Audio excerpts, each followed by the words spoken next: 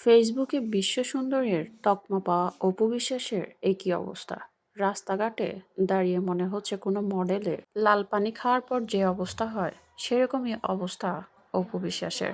এত বড় সুপারস্টার তিনি, কিন্তু তার অবস্থা দেখলে বোঝা যায় তিনি যেন কিছু সময়ের জন্য নাম ফেম পাওয়া কোনো মডেল কিংবা অভিনেত্রী। প্রতিটি শো এবং সাক্ষাৎকারে অপু বিশ্বাসকে স্পেশালি প্রশ্ন করা হচ্ছে, আচ্ছা দিদি, আপনি দিন দিন এত গ্লো করতেছেন কেন? আপনার ফেসে এত গ্লো কিভাবে আসলো? আপনার সৌন্দর্যের রহস্য কি? আসলে এটা যদি হয় অপু বিশ্বাসের দিন দিন গ্লো ফেস কিংবা সৌন্দর্যের রহস্য, তাহলে বলবো আমি অনেক ভালো আছি। আরে ভাই, পৃথিবীতে ফিল্টার নামেরও যে একটা শব্দ আছে সেটা হয়তো অনেকেই ভুলে যান। তাই তো অপু বিশ্বাসকে ফিল্টার দেওয়ার পরে মানুষ চিনতেই পারেন না। কারণ অপু বিশ্বাস যে পরিমাণে ফিল্টার ইউজ করেন, রিয়েল ফেস দেখলে তাকে চেনা দেয়। এজন্য তো অনেকেই ভুল করে প্রশ্ন করেন, অপু বিশ্বাস দিদি, আপনাকে দিন দিন এত সুন্দরী হতে কে সাহায্য করছেন?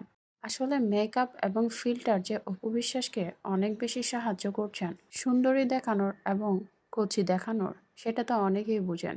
কিন্তু অনেকেই আবার হয়তো বুঝেন না বলে এই ধরনের প্রশ্ন করেন। যাই হোক, দিদি সব রকম চেষ্টাই করছেন নিজেকে বুবলির থেকে এগিয়ে নিতে।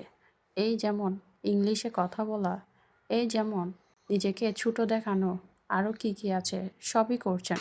আসলে কোনোটাই হয়ে উঠছে না ঠিকভাবে, কারণ দিদি আগে থেকে তো এসব করেনি।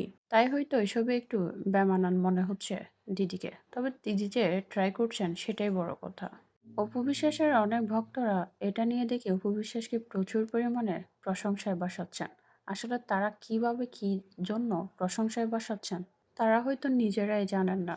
যাই হোক, অপু বিশ্বাস দিদি ভালো রকম লজ্জা পেয়েছে। ইংলিশে নিজেকে পারদর্শী দেখাতে গিয়ে তিনি যে নাজেহাল অবস্থায় পড়েছেন সেটা তিনি ভালোই বুঝতে পেরেছেন।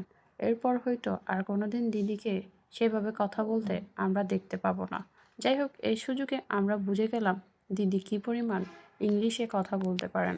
তবে একটা কথা না বললে নয়, দিদির সাজে অনেক বেশি পরিবর্তন এসেছে। দিদিকে আগে যেভাবে আমরা দেখেছি তার থেকে একটু ভালোই লাগে। যাই হোক, দিদি নিজেকে আরও বেশি পরিবর্তন করুক, সেটা আমরা চাই।